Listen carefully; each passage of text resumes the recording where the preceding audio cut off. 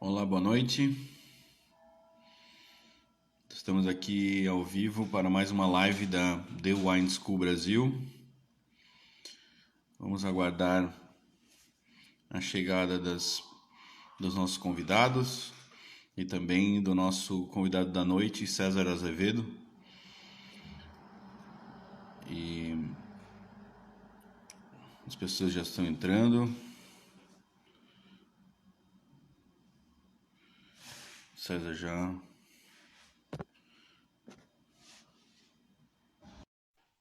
Só aguardando o César conectar.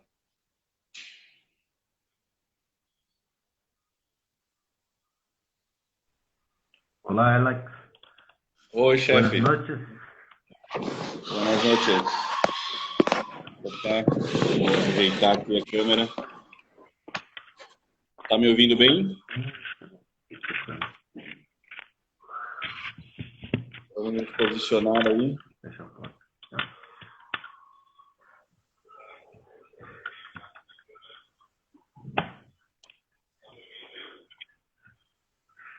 Aí tá bom, César. Tá indo lá no lado do Thiago do som. Ó. Por que não tá caindo aqui no celular? Oi, Alex. Aí tá ótimo. Nessa posição tá ótima. Ó, tá caindo lá. Troca teu celular aqui, César. Tá ótimo, César. Tá beleza? Tá bom? Tá bom assim. Então tá ótimo. O celular um pouquinho mais para trás, talvez apareça mais a sua testa. Ah, sim. Ótimo. Porque eu não queria que aparecesse até. Tá bom. Tá ótimo aí. Então tá, boa noite, pessoal. Vamos começar a nossa live. A The Wine School Brasil é uma empresa do grupo VSX Club, que é um grupo de educação do vinho e também viagens. E nós estamos promovendo nesse período de pandemia uma série de lives interessantes para vocês, para suprir as necessidades e as recomendações da Organização Mundial de Saúde, que não permite que a gente... César, só ajeita certinho aí. Já saiu do foco de novo. Agora está aparecendo só... Aí, não mexe mais. Aí tá bom. Aí tá ótimo. Tá perfeito. Eu dizia então que nesse momento a gente está fazendo as lives para suprir a necessidade que não podemos fazer os cursos nem os encontros, não é? Nós somos então um dos providers da Wine and Spirits Education Trust no Brasil e também damos cursos da Scholar Wired e outros mais do Porto e de Jerez também. Bom, eu sou professor da escola já há um ano e meio, quase 2 anos. Para quem não me conhece, eu sou engenheiro de alimentos e tenho o nível 3 da W7, não é?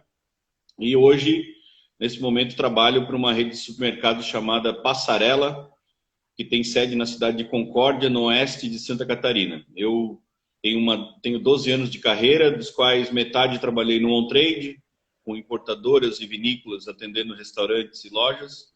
E nos últimos 6 anos tenho trabalhado no off-trade com supermercados. Trabalhei no Bistec Supermercados, rede de Santa Catarina também, que está mais presente no litoral. E agora, aqui no interior de Santa Catarina, uma região também muito promissora, uma região bastante rica, gente que trabalha bastante, gente que gosta bastante de vinho também. Aqui tem muitos italianos, descendentes de italianos, alemães e colonizadores gaúchos também que se aportaram aqui. Aqui é a região do Contestado, não é, César? Você deve conhecer. Por favor, se apresente Mr. e Prof. César. Muito bem. Parabéns aí, Alex. Me escuta bem? Estou escutando bem, sim. Bom, perfeito, né? Eu sou de uma região da Serra Gaúcha e também descendente de portugueses por um lado, né, pela parte paterna e da materna de italianos. Azevedo paterno, Fornari italiano. E como que nascendo na Serra Gaúcha, o teu caminho natural sempre passa, né, pelos valores da região, pela vitivinicultura e tendo essas raízes familiares também. Então, desde pequeno, já no meio dos vinhedos, no meio das vinícolas, aí eu comecei a me interessar pelo assunto de vinhos. Depois, na parte familiar, tenho uma irmã que estudou biologia, meu pai também muito envolvido na área da saúde, que é médico, e, enfim. Então, um avô português, com uma forte tradição do vinho, e eu comecei nesse mundo do vinho, aí fui estudar enologia em Bento Gonçalves, onde eu estudei viticultura e enologia na Escola Federal, né, de Bento Gonçalves. Isso foi no ano 87, no colégio interno, né, que era internato. Então foram 3 anos de escola interna, aula de manhã e de tarde, viticultura e enologia. E depois terminei, fui estudar em Mendoza, onde eu fiz a graduação.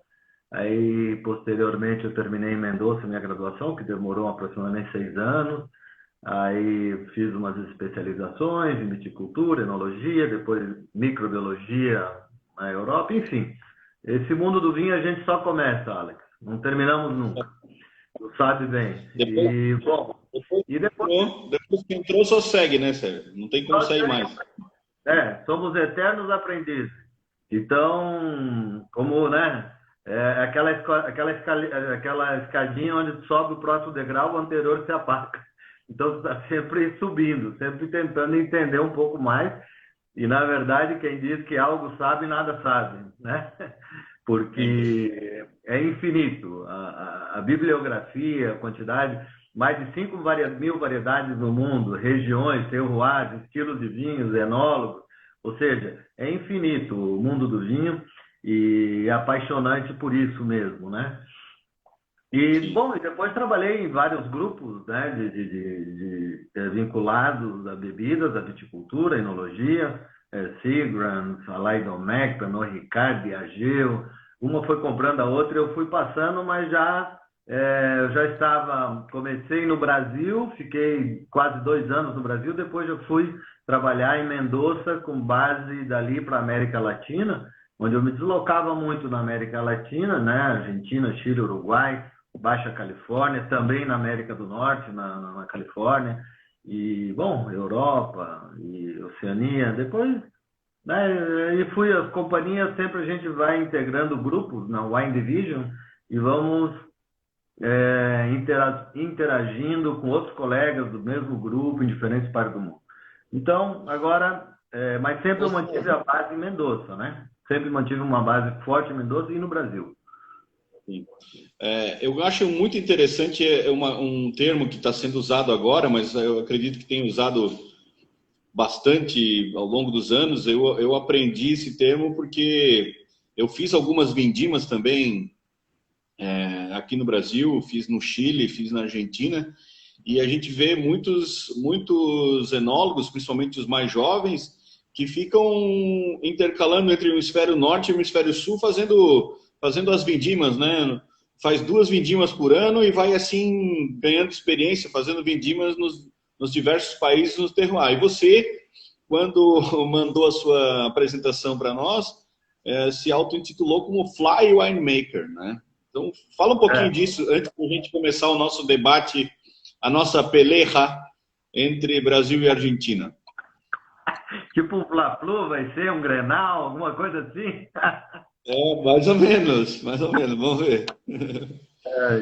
Então, exatamente. Então, como sempre participando em grupos internacionais, onde as vinícolas se localizam nos 2 hemisférios, por exemplo, quando eu trabalhava com o pessoal da Moon, então eu ia muito para Ramos, Epernay, Cordon Rouge, lá na operação da Moon, e nós terminamos a vindima lá, mês de setembro, outubro.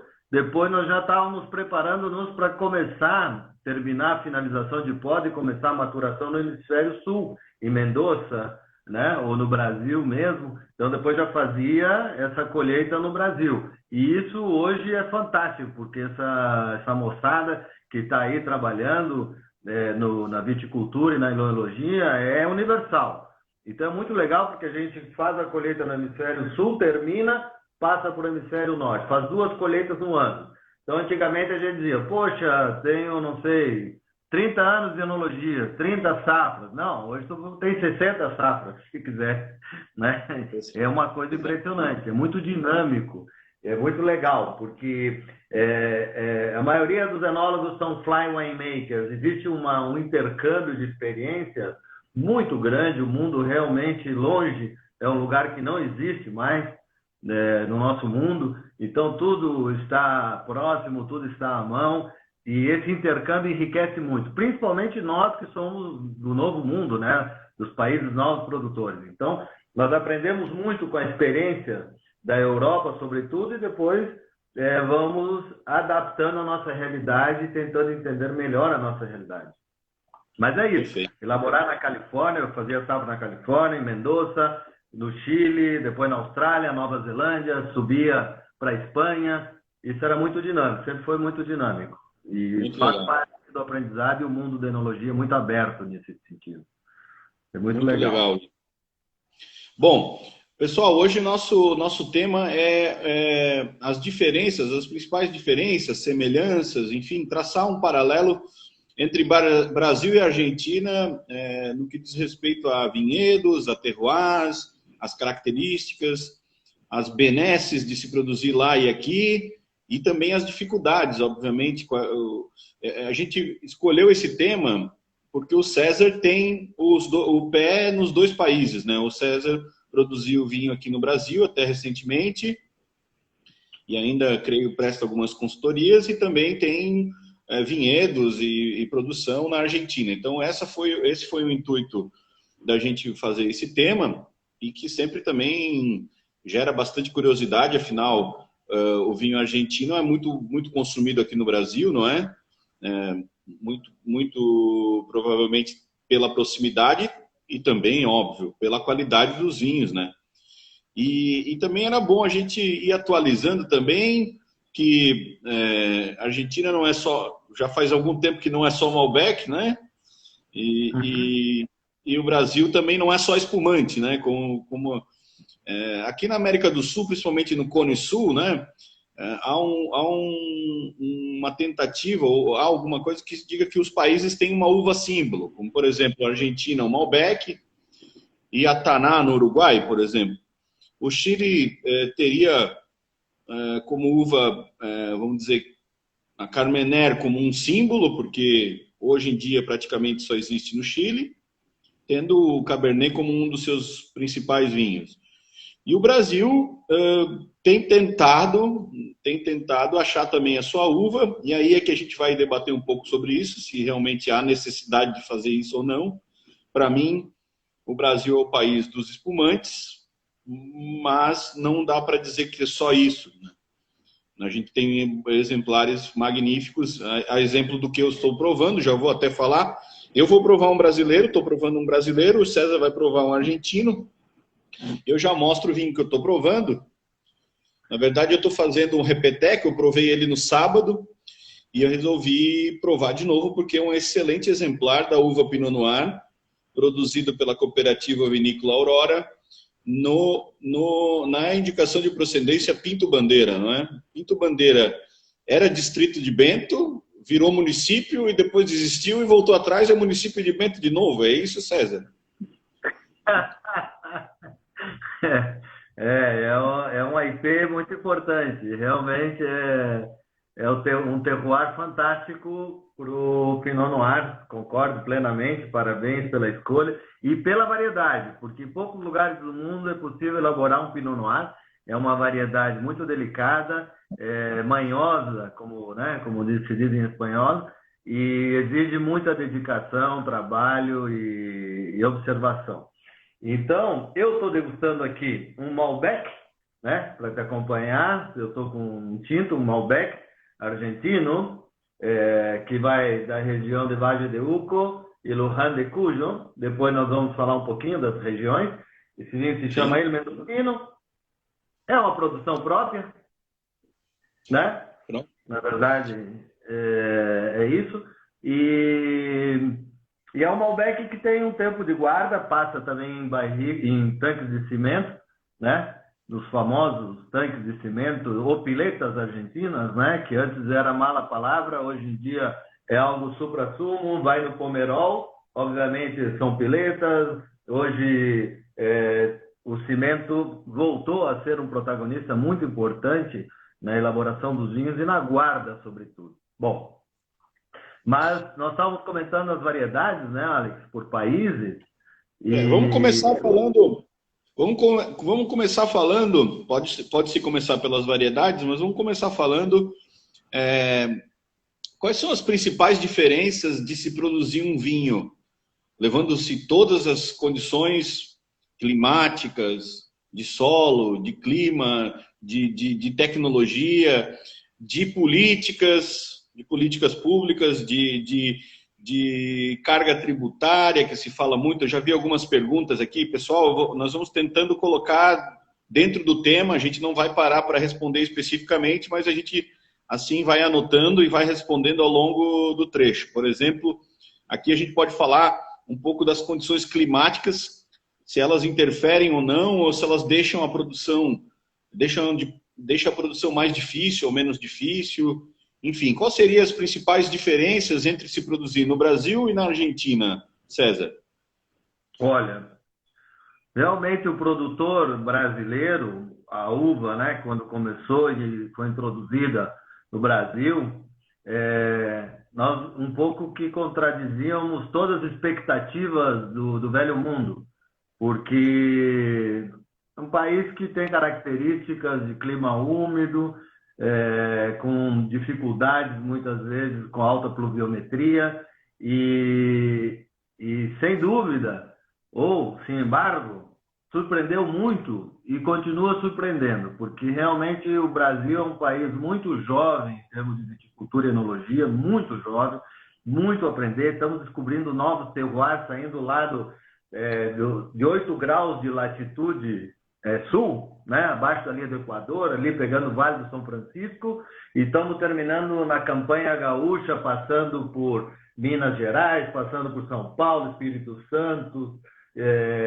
Paraná, Santa Catarina, Serra Gaúcha, terminando lá na campanha 33, 35 graus de latitude sul, descobrindo inúmeros terroirs, inúmeros lugares fantásticos, muito interessantes. Então, vencendo obstáculos e aprendendo muito de qual a variedade adequada para determinado terroir, para determinado tipo de solo e determinado tipo de clima. Então, a história no Novo Mundo ainda está sendo escrita, e nós fizemos parte desse livro, né, Alex? Estamos, de certa maneira, participando dessa história, escrevendo, desbravando e entendendo todos os profissionais que estão envolvidos e os consumidores dando seu feedback, que a sua opinião a respeito da qualidade desses vinhos. Então, o Brasil é uma terra de desafios em termos de viticultura e enologia. Apesar de nós já termos muitas regiões bem definidas, varietais que melhor se adaptam, porém estamos ainda desbravando novas regiões e entendendo alguns aspectos de muitas outras regiões de variedade. Com respeito à Argentina, o que caracterizaria a Argentina, sobretudo na parte técnica, é a constância. Em Argentina, 10 safras, 9 vão ser muito boas, ou 8 muito boas e uma excepcional, ótima, talvez uma tenha algum tipo de problema menor. Então, é um clima muito constante, esse clima dos Andes, esses 3.800 quilômetros ao longo da Cordilheira dos Andes, onde estão as principais regiões vitivinícolas, desde a Patagônia até Jujuy, até o norte da Argentina, com inúmeros microclimas, porém uma umidade totalmente baixa, luminosidade abundante, pluviometria baixíssima, em torno de 200 milímetros, 20 centímetros por ano. Isso, em alguns lugares do Brasil, chega a chover num dia, se descuida. Então, tem uma série de vantagens. Isso impacta muito no custo de produção, né? Porque o custo não tem tratamentos fitossanitários. Basicamente, os tratamentos fitossanitários são 2, 3 ao ano, e depende do ano. né? Então, outro aspecto é a produção. A produção ela é mais generosa. A maturação dos taninos, a obtenção de estruturas maduras de polifenóis se dá mais facilmente, já que a umidade não está presente, já que a insolação é abundante, né? Então, existem alguns fatores técnicos que possibilitam uma maior produção por hectare mantendo a qualidade, né? No Brasil, nós temos um custo muito alto de implementação, onde hoje nós devemos estar aí na ordem dos quase 100 mil reais por hectare, só para o custo fixo para levantar um hectare em 3 anos, entre palanques, arames, etc. Depois nós devemos estar hoje em aproximadamente uns 30 mil reais ao ano por hectare de custo de produção, de 30 a 40 mil reais, ou seja, os custos são importantes. E todos esses valores...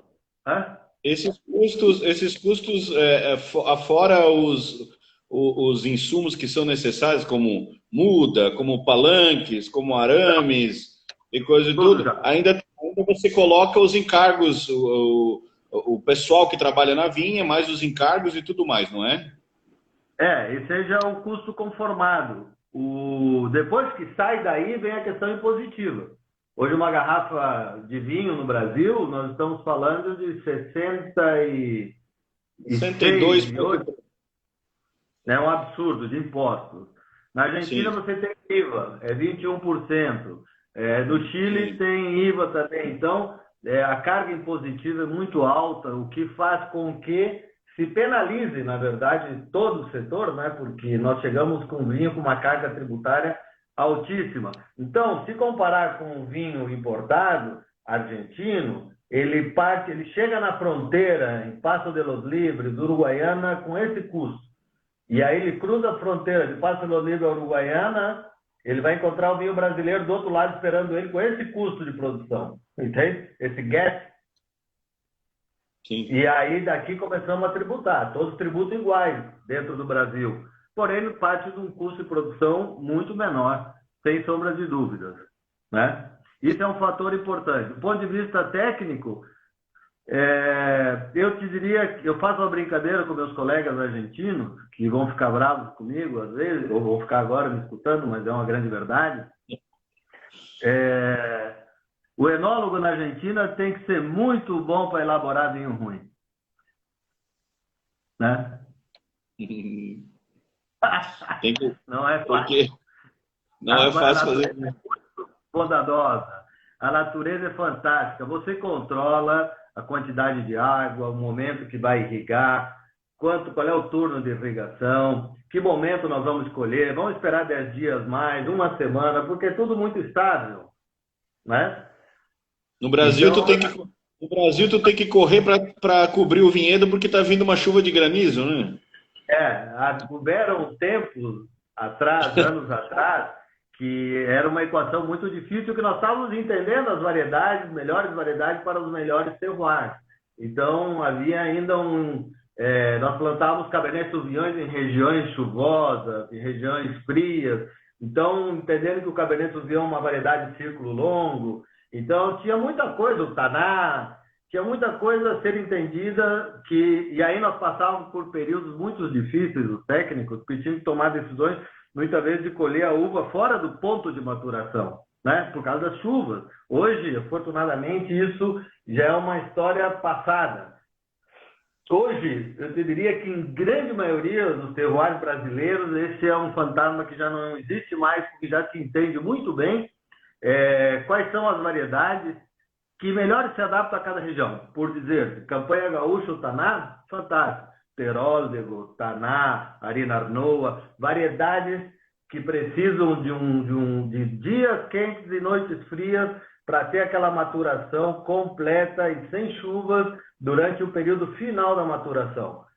Invernos rigorosos. Então existe com isso a Campanha Gaúcha, a Serra Gaúcha, existe um maior entendimento. Coisa que na Argentina esse entendimento já está um pouco mais à frente. Por quê? Uma, pela constância. Segundo, pela imigração europeia, que foi muito forte, é muito forte. Então, já começou com trabalhos com uma bagagem cultural mais forte que a nossa. E as regiões são regiões bondadosas, não tem desafio de desbravar. Obviamente que cada vez se especializa mais a Argentina em diferentes terroirs, Gualtaraí, Altamira, vamos entrando montanha acima e dentro do Vale do Cafajate tem diferentes tipos de... Oi? La Consulta, lá no pé da cordilheira. Exatamente, La Consulta, uma região fantástica, com regiões temperaturas amenas, noites muito frias, no Vale de Uco, onde está Tupungato, Tunujã e São Carlos. Então, esses 3 municípios compõem o Vale de Uco, e aqui é uma região fria. Então, aí está um grande desafio de entender melhor cada sub-região ali dentro. Altamira, perfeito, os vinhos que hoje se produzem em Altamira são vinhos que têm uma textura, que têm uma composição diferente, devido à composição do solo, que é muito importante, calcário, são já diferentes de São Carlos. Gualtaraí, Gualtaraí, Altamira, aqui em Tunujã, tem outra característica, são vinhos que já são mais estruturados em termos de taninos, mais vibrantes. Então, Gualtaraí, Altamira, depois dentro de São Carlos tem diferentes regiões. Isso é o legal. A mesma coisa na Patagônia Argentina, o Merlot se destacou de uma maneira excepcional. Então, esses terroirs estão sempre sendo descobertos e avançando no entendimento do que se produz melhor em cada região, né? Coisa que a Europa já passou, né, Alex? 8.000 anos atrás, na Geórgia, quando se consumiam vinhos, os romanos já estavam lá. E antes ainda, depois passou pela época dos romanos e seguiu, né? O consumo de vinho Europa, Borgonha, 2.000 anos, ou seja, existe uma bagagem muito grande, onde já se quer ir ao certo, compra um vinho europeu de determinada denominação, já se tem amplamente estudado. Então, nós aqui estamos descobrindo muita coisa. E isso é o legal, isso é o bonito, isso é o interessante, porque se descobrir é algo que você participa dessa história, participa ativamente dessa realidade, faz parte, escreve o livro. Esse livro é escrito a 4 manos, né? E é legal porque é muito interessante. Ô César, tem muita gente aí de Londrina, do Nordeste, de Poços de Caldas. A família Azevedo está em peso aí, comentando aí, eu estou vendo Isabel e tudo mais, está todo mundo aí. Houve quem perguntou... Estou sem óculos, não. Está sem óculos. Usa o óculos, então, pronto. Para ti aí, vai pilotando aí, vai dizendo. Não, pode deixar, deixa comigo isso.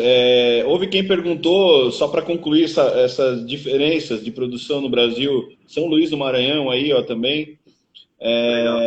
Houve quem perguntou se a diferença de qualidade entre os vinhos argentinos e brasileiros, que notavelmente a Argentina tem mais exemplares de qualidade do que o Brasil, vamos dizer assim, dependendo, claro, da região, tá? Marcos Lube também tá falando de Florianópolis.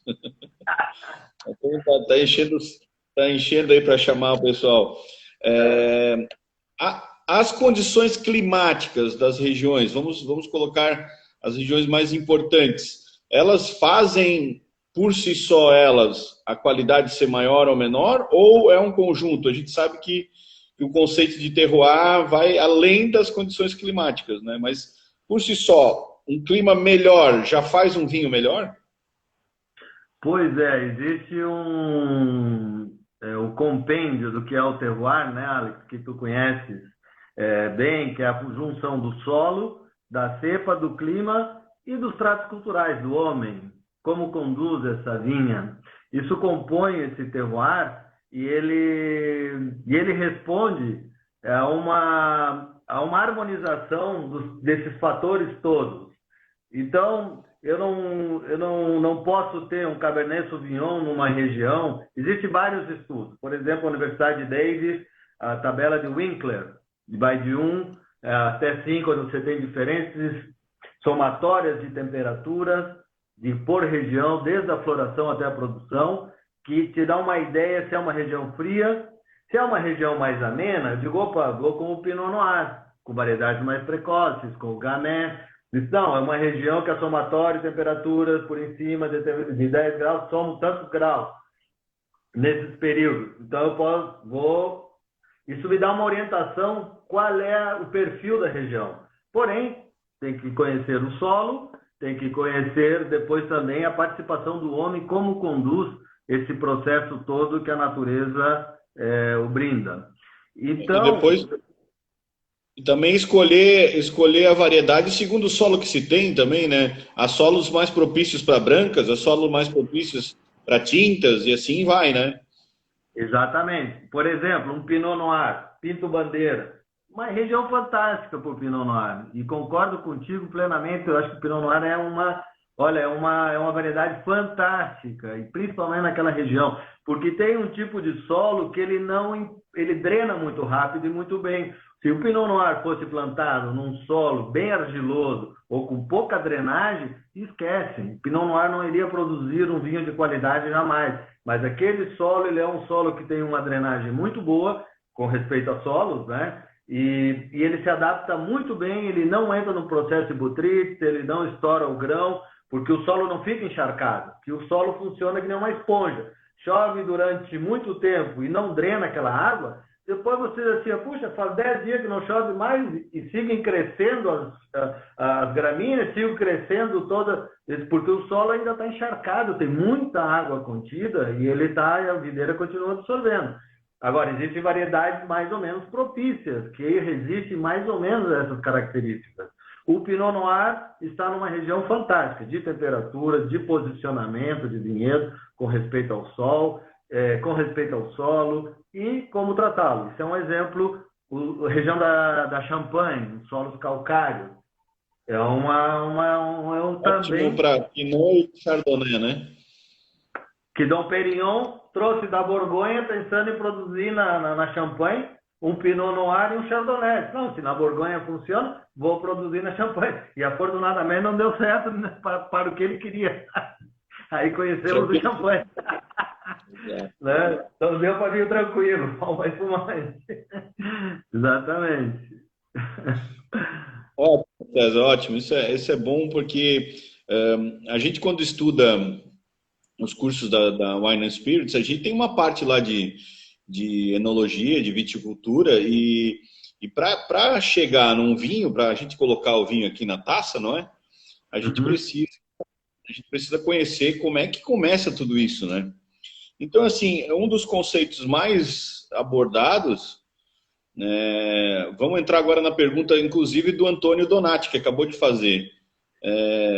O que nós temos de terroir melhor nos dois países? Vamos pegar 2 terroirs de cada país.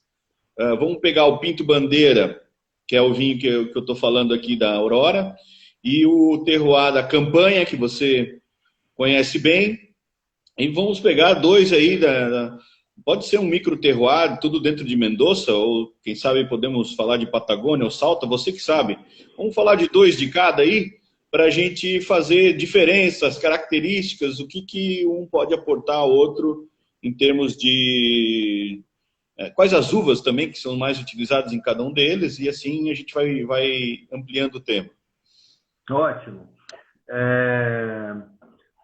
O terroir, como nós comentamos, define muito a variedade a ser cultivada. Então, a região da Campanha é uma região que tem um clima dentre as coxilhas, com o minuano soprando, chove, seca rápido nas coxilhas, nas folhas e nos cachos, a água.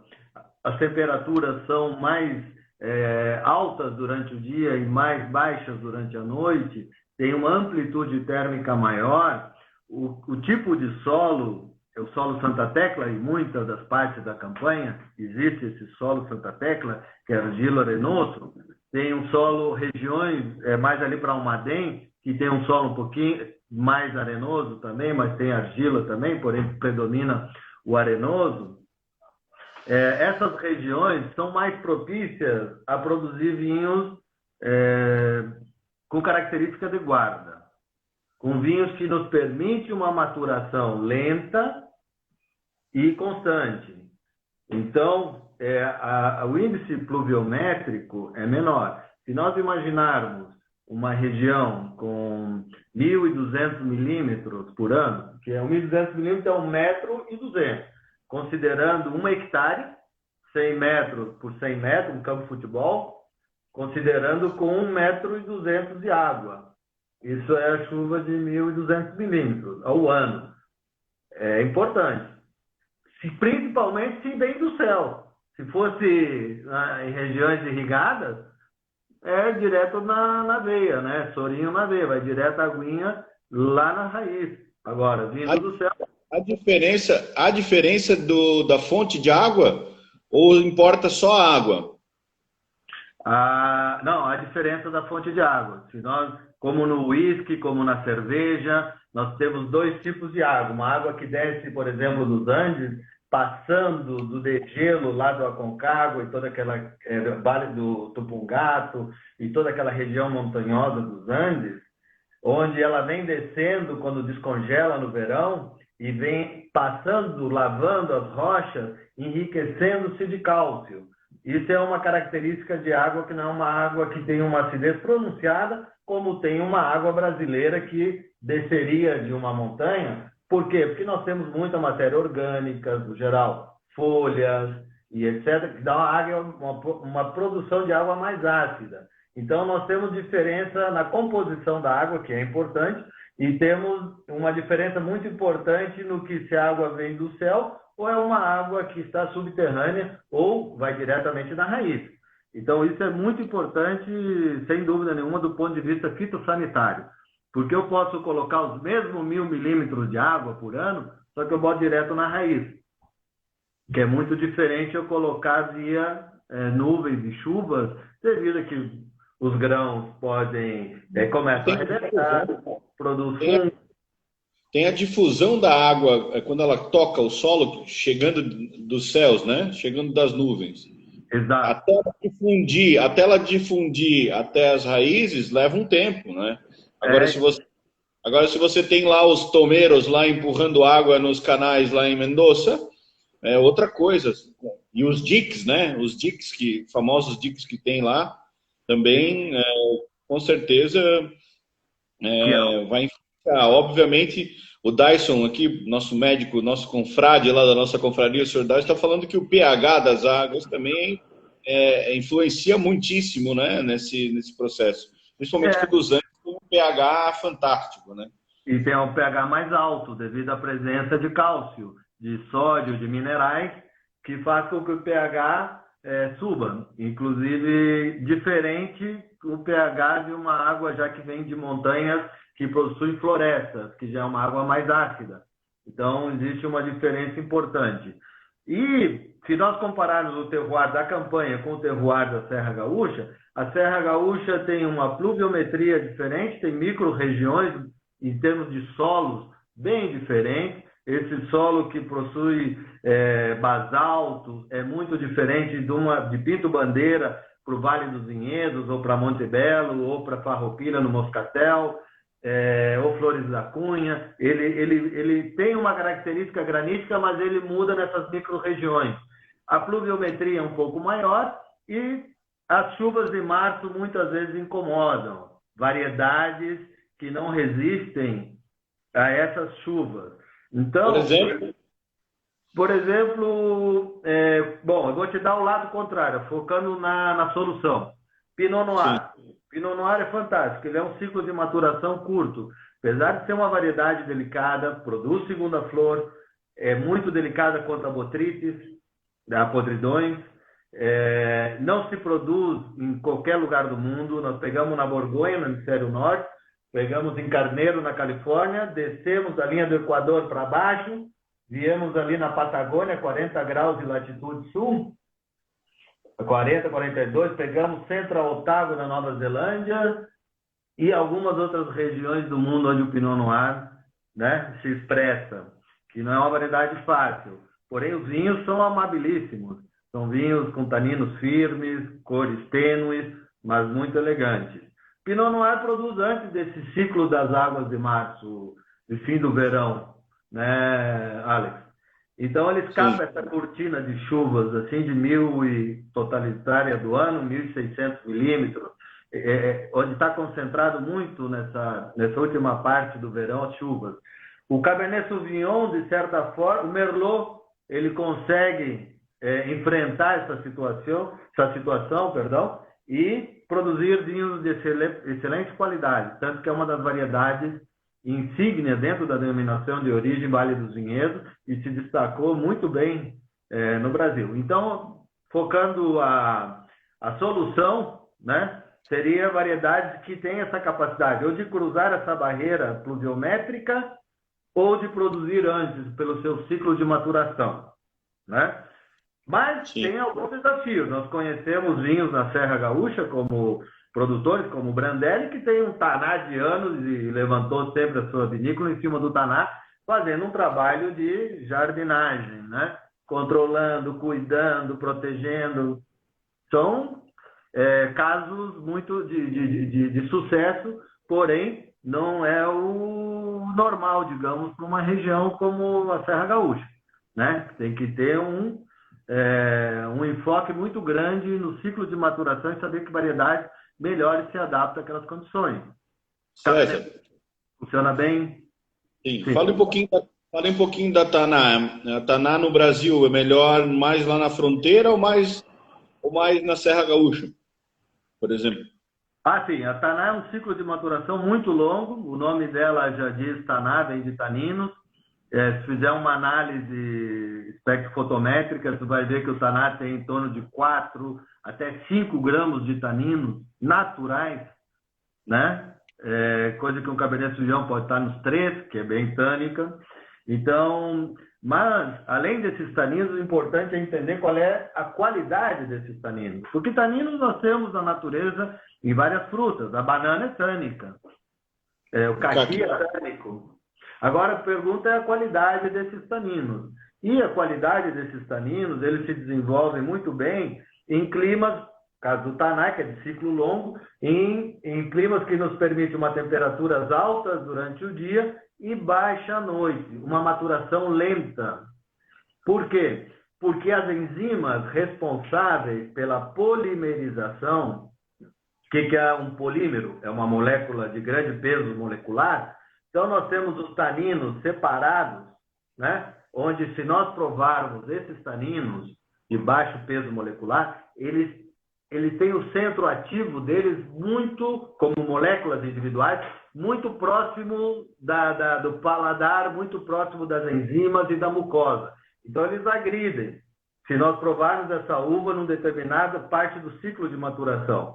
Então, o que ele precisa? Que as temperaturas sejam amenas para essas enzimas polimerasas poder, abaixo de 25 graus centígrados que elas entram em ação, elas podem soldar, pode unir essas moléculas de tanino, fazendo uma molécula de alto peso molecular que não agrida a mucosa, que não agrida o paladar.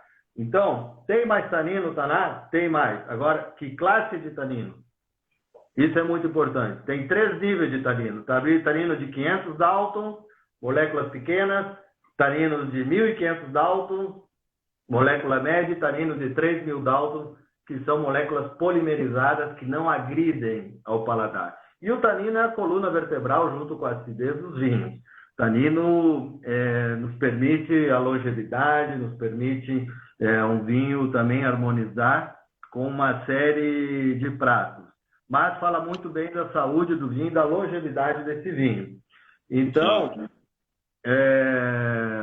a questão dos taninos, campanha gaúcha, digamos, o Taná, olha, briga muito bem com o Taná uruguaio, hein? Que o Uruguai é especialista em Taná de longa data, tem uma experiência enorme, melhoraram assim nos últimos 30 anos, fizeram uma revolução nos vinhedos, nas vinícolas, foram aprendendo também, né?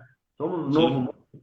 E a campanha gaúcha se beneficiou muito, não só do Taná, desenvolve outras variedades excepcionais, portuguesas, caças portuguesas, Toriga Nacional, existe um monte de variedades, Teróldego, Arina Arnoa, que tem um perfil de adaptação muito bom àquele clima. Já a região da Serra Gaúcha, nós estamos focados muito em bases espumantes, os tintos, Cabernet Franc, Merlot, alguns Cabernet Sauvignons, cuidando sempre com a questão pirazínica, e Pinot Noir. E bom, vamos entender as regiões, né, Alex? Agora, Sim. cada região... Antes de falar de terroir e uva na Argentina, para a gente fazer o Paragon, não é? Me pergunta, a Suzin, o pessoal da vinícola Suzin aí tá presente e falou que o pH da água da região deles ali está entre 7 a 7,5, onde dá um Pinot Noir muito bom. A Suzin tem realmente um Pinot Noir de excelente qualidade. A pergunta que não quer calar é: a uva Merlot é realmente a uva da Serra Gaúcha? Olha, ela tem se destacado muito pela sua qualidade. Eu provei Merlots excepcionais da Serra Gaúcha. Acredito que não é a única. Acredito que ainda vão ter outras tantas mais, através de trabalhos muito sérios sendo feitos não só pela Embrapa, como por produtores individuais. O Epagre aqui em Santa Catarina, que faz um trabalho fantástico lá em São Joaquim, no Vale do Peixe e outros tantos do Planalto Catarinense. Há que se aplaudir, não é? Há que se aplaudir o trabalho da Epagre em Santa Catarina, que é de excelência. Sem dúvida, sem dúvida. A Embrapa também temos... Olha, eles trabalham muito em sintonia. Os dois centros de pesquisa, que o Brasil hoje é o que é em termos de agronegócio devido a esse pessoal. E realmente agregou muito na nossa área, não só na viticultura e enologia, mas também no agronegócio como um todo.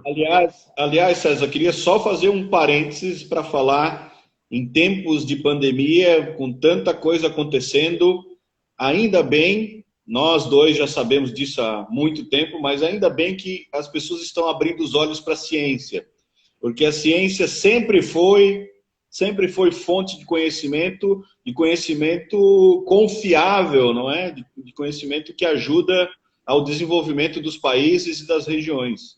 Não é? Então, estamos provando mais do que nunca que a ciência é extremamente importante. Sem dúvida. E vamos crescendo, nós nos beneficiamos muito no Brasil do agronegócio, com a produtividade por hectare, seja na soja, no milho, em todo o agronegócio como um todo, e na fruticultura, e Santa Catarina na apicultura também, né? Que eu acho que todos os temas, porque o vinho não é um ser isolado na natureza, ele interatua com essa flora toda, e isso é muito importante. Nós nos beneficiamos muito também dos trabalhos milenares que a Europa já viveu na nossa área da viticultura e da enologia. Não significa, porque nós somos novos em termos de história, que nós estamos abaixo, negativo. Nós capitalizamos muito desse aprendizado, e o nosso aprendizado vai ser muito mais rápido, porque nós já temos o irmão mais velho, digamos, né? Quando a gente tem um irmão mais velho, a gente aprende muito com os irmãos, eles abrem caminho e o mais novo sempre ganha, né? Então nós estamos aprendendo muito e capitalizando isso, né, Alex? Sem dúvida. Sim, agora fala um pouquinho das uvas e de alguns terroirs da Argentina agora, para a gente traçar um paralelo.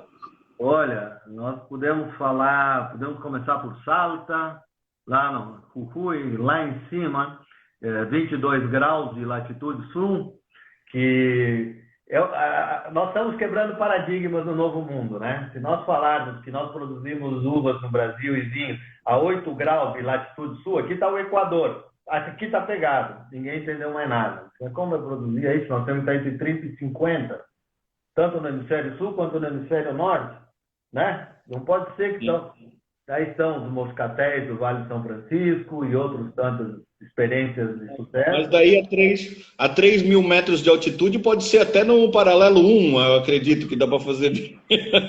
Exatamente, professor. Aí, por exemplo, no caso dos Valles Calchaquí, Cafajate, o que compensa essa proximidade com a linha do Equador é a altitude. Então, o que não dá a latitude, a altitude o dá. Então, nós temos que cada 100 metros, nós diminuímos 1 grau a temperatura, em média. Então, nós temos regiões de 2 mil metros de altitude, plantados vinhedos, nós temos 20 graus de diferença de temperatura com respeito a base. Então, são dias quentes e noites frias. E, sem dúvida nenhuma. A noite vai ser muito fria nessa parte da montanha, dos Andes. Isso é fantástico. Mas é 20 graus, 22 graus de latitude sul.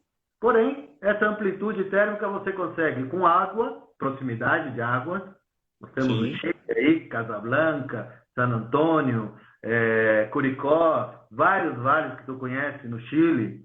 Temos a Austrália também, com micro-regiões interessantíssimas. Então, essa Bordeaux, né? Sim, Bordeaux chove. Atlântico. Mas, então, essa amplitude térmica conseguimos na proximidade de águas, conseguimos na altitude, o que é fundamental, né, para a produção desses taninos nobres, para que eles se polimerizem, se tornem amáveis. Eu diria que Salta é um lugar excepcional, não só para torrontés. Colomé, que está a 3.000 metros de altura, o Echar ali com o Jacochulha, com o Michel Roland, lá o projeto deles, ou etc., todos os projetos que tem, para dizer assim, alguns que foram dos pioneiros, mas é fantástico não só para torrontés, que é uma variedade autóctona argentina, que é a cruza da criolla, que é a base de muitas variedades que ainda não estão no mercado, Alex. Tem aproximadamente umas 17 variedades argentinas que ainda não estão desenvolvidas no mercado, que é a base de criolla e Moscatel de Alexandria. Então, houve o cruzamento dessas duas, e a torrontés é uma criolla. É uma uva comum, digamos, a criolla. E mais... Como a país no Chile? A país no Chile, exatamente. Então, isso tudo vai se trabalhando, se descobrindo, mas não é uma terra só daquele torrontés com casca de laranja no olfato, jasmim, magnólias, que diz, puxa, eu vou tomar, ele é doce na boca e tem uma acidez, uma coluna, né? Um vinho fresco de boca que surpreende, e que a altura dá, o solo dá, existem diferentes tipos de solo em Cafajate que elaboram torrontés totalmente diferentes. César, só um pouquinho, interromper o seguinte, as lives do Instagram, elas duram 1 hora, certo? Pelo que eu estou vendo, a gente vai precisar de mais uns 15 minutos. Então vai cair, quando der 1 hora vai cair, eu reconecto, tá certo? Mas vamos tentar falar de, por exemplo, Malbec e Cabernet Franc, para pelo menos falar de duas uvas ali que Mendoza faz bem, né? Ultimamente, perguntaram aí, a Cabernet Franc tem tomado bastante lugar na produção vinícola argentina, não é? Sem dúvida. Cabernet Franc está sendo... não é uma produção grande ainda, é uma produção de nicho, que está muito focalizada no Vale de Uco, numa região fria, com solos com uma drenagem muito grande e, se possível, na região ali de Gualtaraí, com essa característica calcária, né? E com esse touch, onde produz um vinho olfativamente mais touch de anis, mais anisado, com taninos firmes, agradáveis. E o Cabernet Franc é uma variedade nova para Mendoza, é uma variedade nova para a Argentina, onde a primeira variedade de produção é o Malbec, obviamente, né? Que tem quase 50.000 hectares de Malbec, onde nós estamos falando de 215.000 hectares, e 60% é tinto, 120.000 hectares é uvas tintas, 50.000 hectares é Malbec. Bonarda deve estar umas 20.000, que vem em segundo, depois vem o Syrah, e o Cabernet Franc está aí com as 2.000 e poucos hectares, 3.000 hectares, é incipiente, porém está dando excelentes resultados, excelentes vinhos, e vai crescer. Tem muitos vinhedos antigos, né, de Cabernet Franc. Foi resgatado, né? Foram resgatados, que nem na Serra Gaúcha, que tinha se abandonado, tinha muito Cabernet Franc, e foi deixado no meio de lá, e hoje está tentando também se entender melhor essa variedade, porque existe uma questão de clones também, né, Alex? Tu diz, é um Malbec, Laurent de Cujo, puxa, vamos elaborar, pode me trazer e tal. E o enólogo que não vai no vinhedo, que é um enólogo de primeira, que só bota a primeira na caminhonete e passa no meio do vinhedo e vai embora, né? Então, esse aí tá e olha a primeira fila só. Não entra dentro do vinhedo, não entende o solo, não entende A localização do vinhedo, norte, sul, leste, oeste. O sol está batendo de manhã, nasce no leste, está batendo de tarde no oeste. É muito sol, vamos deixá-lo com uma inclinação de 30 graus, para o sol bater de forma transversal. Ou seja, tem muitos aspectos. Malbec eu conheço aproximadamente uns 60 clones. Então, existem clones que o grão é do tamanho de uma ameixa, que você nunca vai ter cor, nunca vai ter aroma, nunca vai ter estrutura. Então, isso é o Côte de Cahors, que é o que começou na Argentina, é uma mutação muito importante. Então, tem que se dedicar. Isso é o bonito, né, cara? Esse dinamismo, que nada está definitivamente escrito sobre viticultura, enologia e sobre a vida mesmo. Então, nós estamos aqui para ajudar e também para entender, participar disso, né? Tá. O que tem o Malbec na taça, quando você coloca... Vamos colocar um Malbec no nível desse Pinto Bandeira aqui, e talvez seja esse El Mendocino aí que tu tá bebendo. O que um Malbec argentino, que vem principalmente de Mendoza, vamos colocar o coração Luján de Cuyo, mas que a parte norte Tupungato e tudo mais, o que ele tem na taça que o diferencia tanto e o que o faz levar a qualidade dos vinhos argentinos mundo afora? Sem sombra de novo, o Malbec com todo respeito ao francês, encontrou o seu terroir ao mundo, o seu lugar ao mundo na Argentina. Sem sombra de dúvida, é a variedade emblemática, ele desenvolve todos os seus potenciais, toda a sua potencialidade, luminosidade abundante. Para você ter uma ideia, a heliofania, a medida de luminosidade no ar, na atmosfera, é 2,5 vezes maior que a região de Cahors, por exemplo. E é muito importante a luminosidade para a formação de síntese de matéria corante e aromas também.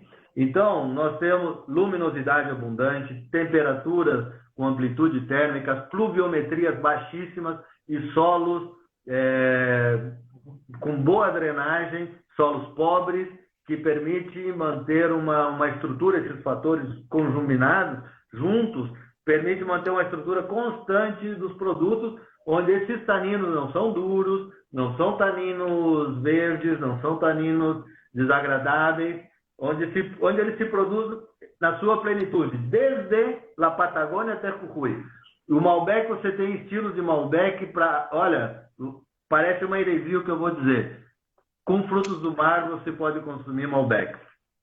Opa! Frescos, frutados, com a carga tânica menor, então ele é muito plástico, ele tem assim, ó. Vamos anotar, César, coloca a mão no fogo, Malbecs jovens com frutos do mar, pode harmonizar. Pode harmonizar um polvo aí com alho, com um pouquinho de pimenta e brincar assim com um Malbec elaborado com toda a fruta, com uma boa acidez.